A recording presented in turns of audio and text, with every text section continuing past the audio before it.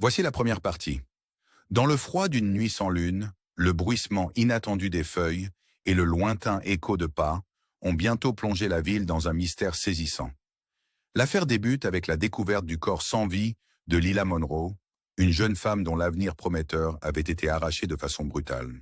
La silhouette pâle de Lila se découpait au milieu d'un bosquet effrayant, aux abords d'une forêt aux arbres millénaires, tandis que l'obscurité semblait dissimuler des secrets inavoués. Des témoins se rappellent encore la scène macabre. Alors que ces restes étaient transportés plus avant dans les bois, sans doute dans l'intention de les mutiler, une silhouette énigmatique fit irruption, interrompant l'acte avec une rapidité déconcertante. Cette présence mystérieuse qui sembla avoir contré le destin funeste préparé pour Lila, dispersa les complices dans la nuit, laissant les autorités locales partagées entre gratitude pour ce sauveur inattendu et perplexité face à l'organisation quasi rituelle du crime. Rapidement, l'enquête prit une tournure imprévue lorsque des preuves délicates et troublantes pointèrent vers une personne proche de la victime. Des indices menèrent les enquêteurs jusqu'à un modeste appartement dissimulé dans une banlieue paisible, où Samuel King, l'amant secret de Lila, résidait en toute discrétion. Cependant, à leur arrivée, les enquêteurs expérimentés découvrirent que Samuel avait lui aussi rencontré une fin cruelle. Son corps portait les marques indélébiles d'une mort tortueuse. Sous la lumière vacillante d'un lampadaire fatigué, des traces inquiétantes furent relevées dans son appartement. Des éclaboussures de sang sous une fenêtre sale et des mèches de cheveux semblant murmurer d'obscurs secrets. Chaque détail semblait minutieusement orchestré, révélant une forme d'art macabre, issue d'une haine profonde et du désespoir extrême.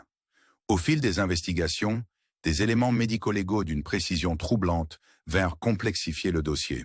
De minuscules particules de caoutchouc et des résidus de liquide de frein, obstinément incrustés sur les doigts de Samuel, ainsi qu'un couteau taché de sang portant les mêmes traces révélatrices, indiquaient qu'avant sa disparition, Samuel avait laissé involontairement derrière lui des preuves d'un acte malveillant visant à saboter un véhicule.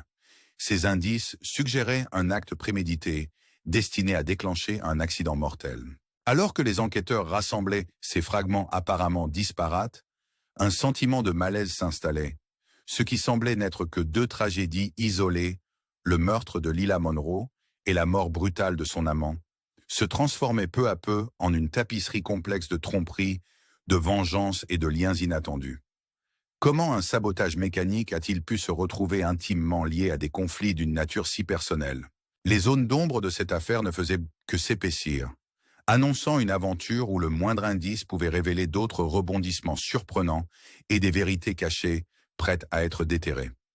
Voici la deuxième partie. En s'enfonçant toujours plus dans l'énigme, des secrets oubliés depuis longtemps ont commencé à émerger, tels des racines surgissant d'un passé obscur et chargé d'ombre. Les équipes médico-légales, minutieuses dans leur examen, ont réanalysé les restes de Samuel King et noté chaque anomalie, la plus frappante étant ce mystérieux résidu de caoutchouc et liquide de frein incrusté sur ses doigts. Ce détail, initialement jugé insignifiant, s'est rapidement imposé comme un élément clé de l'affaire, évoquant à la fois un acte de sabotage et une manœuvre calculée, intimement liée à une énigme vieille comme le temps. Dans un autre décor, dans les corridors tamisés du musée local, Frankie Jenkins, conservateur dévoué mais discret, s'est retrouvé presque par hasard, précipité au cœur de l'investigation. Quelques mois auparavant, il avait reçu un manuscrit cryptique de Gavin Donnelly, un entrepreneur jadis respecté et entouré d'une aura de mystère quant à ses liens avec le passé méconnu de Portsmouth. Ce manuscrit, écrit dans un code réservé aux esprits les plus érudits, promettait des instructions menant à un trésor oublié depuis des lustres. Dans une ironie du destin, alors que Frankie tentait inlassablement d'explorer l'héritage de ce mythe, il n'avait pu rassembler que de fragmentaires parcelles de vérité.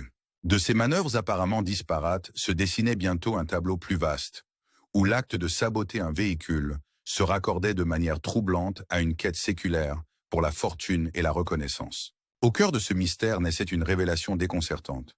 La mort fatale de Samuel semblait orchestrée, comme si chaque geste avait été minutieusement calculé pour orchestrer le chaos, une pièce jouée de main de maître par Gavin Donnelly lui-même, qui aurait délibérément altéré le système de freinage d'un véhicule afin de déclencher une tragédie. Tandis que les murmures évoquant une fausse piste destinée à égarer les enquêteurs se faisaient entendre, les soupçons se tournèrent vers une autre figure jusque-là jugée innocente, l'époux discret de Lila Monroe. Bien que, en apparence, il éprouvât un chagrin sincère face à la perte de sa femme, de subtiles incohérences dans son alibi, ainsi que l'émergence de transactions financières douteuses, laissaient planer l'ombre d'un rôle bien plus sinistre dans cette succession d'événements tragiques. Au milieu d'un imbroglio fait d'avidité, de vengeance et d'une douleur incommensurable, chaque nouvel indice ne faisait qu'accroître le mystère, en dévoilant une couche supplémentaire de vérité, tout comme autant de pelures d'un oignon aux strates toujours plus profondes. Ainsi, les destinées de Lila Monroe, Samuel King, Frankie Jenkins, Gavin Donnelly et l'énigmatique époux se liaient dans une trame d'intrigue que nul ne pouvait démêler sans y laisser une trace indélébile. On ne pouvait s'empêcher de se demander comment une chasse au trésor, ponctuée de manuscrits codés et d'indices épars, avait pu dégénérer en une série d'actes violents et impénétrables. Et si, dans leur quête insatiable de richesses perdues, ces âmes avaient, sans le savoir, libéré une réaction en chaîne de représailles, tissant leur destin dans un canevas si complexe que chaque fil ne pouvait être tiré sans révéler de nouvelles vérités cachées. Voici la troisième partie. Au fur et à mesure que l'enquête avançait, chaque recoin de cette histoire tordue dévoilait une nouvelle couche d'intrigue, autant en apparence banale qu'en réalité chargée d'une profondeur insoupçonnée. Dans les heures mortes, quand le bourdonnement habituel de la ville s'évanouissait dans un silence presque surnaturel, les enquêteurs parvenaient à réunir des indices qui semblaient sortir tout droit de réunions secrètes, d'échanges codés et d'accords passés dans l'ombre. Les rumeurs s'accumulaient autour des ruines des vies brisées, et dans chaque conversation murmurée, se dissimulait le potentiel d'une confession fracassante. Quant à l'époux énigmatique de Lila Monroe, qui jusque-là affichait une façade de deuil sincère, son alibi se désagrégeait peu à peu sous le regard perçant de l'investigation implacable. Les irrégularités financières, des propos précipités dans une correspondance privée et un lien troublant avec l'acte de sabotage mécanique ne cessaient de peindre un portrait trop complexe pour être attribué à une simple tragédie.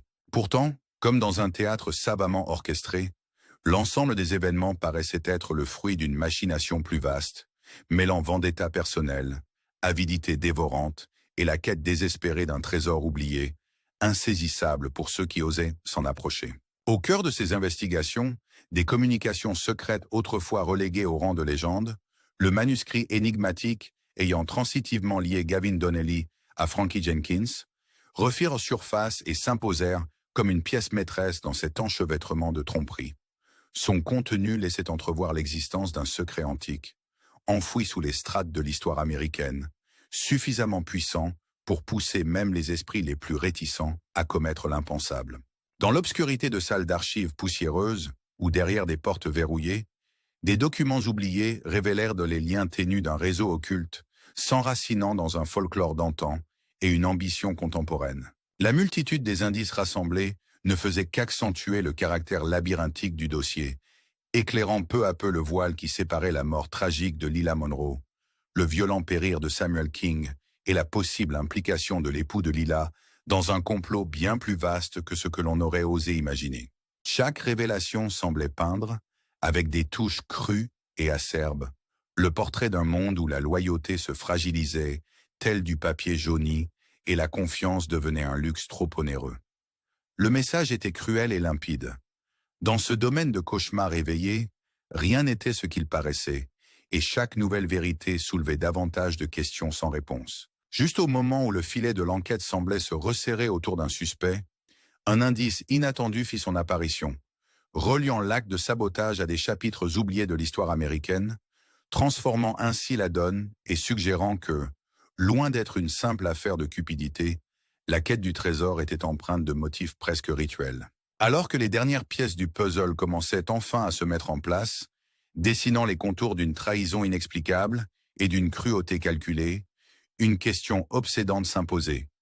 Quel est le prix à payer lorsque la soif de vengeance et d'argent se heurte aux ténèbres d'un passé révolu? Au fil des indices et des découvertes, on ne peut s'empêcher de se demander si, derrière ce théâtre d'ombre et de mystère, ne se cache pas un maître manipulateur, tirant les ficelles du destin avec une habileté déconcertante. Ces interrogations continuent d'obséder enquêteurs et spectateurs, incitant chacun de nous à s'aventurer plus loin dans les méandres de cette énigme américaine, toujours aussi captivante qu'inquiétante. Oserez-vous vous aussi plonger dans l'abîme de ces secrets et découvrir la vérité qui se dissimule dans l'obscurité? Restez connectés, aimez et abonnez-vous pour ne rien manquer de ce voyage au cœur des mystères insondables de notre société.